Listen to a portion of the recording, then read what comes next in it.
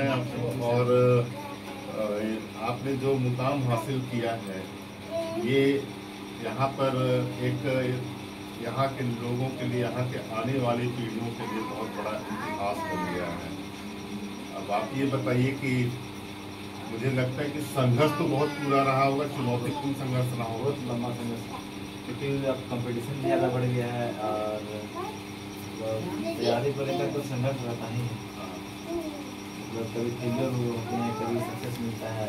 तो फेलियर के समय कैसे अपने आप को मतलब एकाग्रित रख के, मतलब कंसिस्टेंसी कैसे मेंटेन करके आगे बढ़ना है, ये बहुत बड़ा चैलेंज होता है। तो ऐसा रखना पड़ता है। ये आपको कैसे इच्छा हुई कि मुझे JPSC करना? मतलब बचपन से मेरा ये सपना था। अच्छा।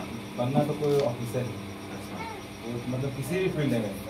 शुरू में लेफ्टिनेंट जनरल का भी एग्ज़ाम दिए हैं, इंटरव्यू भी दिए हैं, NDA CDS।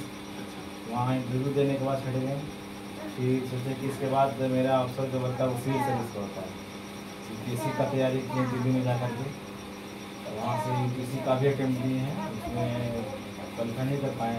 उसी के साथ साथ JPSC भी देना शुरू किए, तो JPSC में सफलता मिला मुझे। बहुत बड़ी सफलता है आपकी, और मेरे पास शब्द नहीं है कि हम किस प्रकार से आपको हम बधाई दें। लेकिन आपने जो संघर्ष किया है ना, ये पूरे गिद्धौर ही नहीं, पूरे चतरा और पूरे राज्य स्तर पर तो बहुत बड़ी उपलब्धि है।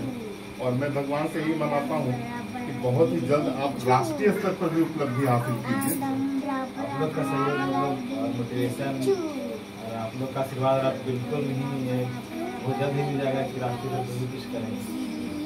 और आने वाली पीढ़ियों के लिए, बच्चों के लिए, युवाओं के लिए आप क्या संदेश देना चाहते हैं?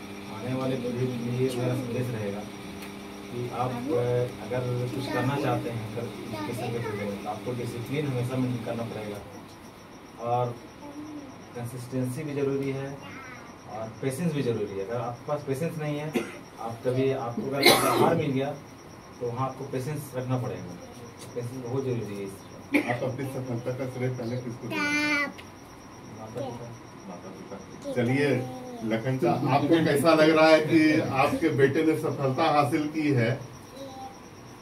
विधायक जी, मुझे ऐसा लग रहा है कि ये जीवन अब शुरू हुआ, जीवन जीने का कला अब शुरू हुआ। संघर्ष इतना दिन जिए अपने परिवार, और ये मेरा जब बेटा हुआ तो मैंने सोचा कि मैं बहुत छोटा सा परिवार से आता हूँ। मुझे लगा कि हमको कुछ करना है। मैं भी बहुत कम पढ़ा, मैट्रिक किए 89 में और इंटर में केवल नाम लिखाए। वैसा व्यवस्था नहीं था, लेकिन हम नहीं पढ़ सके, तो हमने प्रण किया कि चाहे बेटा हो या बेटी, सबको हम आगे बढ़ा करके नौकरी हासिल करा देंगे। और पहला ही हासिल हुआ है और अफसर के रूप में हुआ है। और जो बच्चे हैं उनको भी हमारा प्रयास है कि आने वाला दिन में अफसर बनने के लिए हमको जो भी कर्म करना पड़ेगा करने। बहुत खुशी महसूस को भी मैं बहुत बधाई देता हूँ कि आपके घर में एक ऐसे बेटे ने जन्म लिया है जिसने इतिहास रच दिया है। और मुझे लगता है कि आने वाली पीढ़ियां भी जो है सो इनका अनुसरण करेंगी।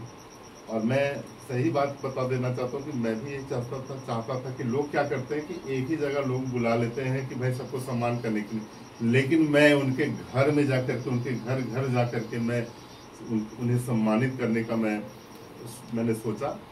और ऐसा इसलिए क्योंकि उनके संघर्षों को मैं जानना चाहता था कि किस तरह से वो संघर्ष करते थे।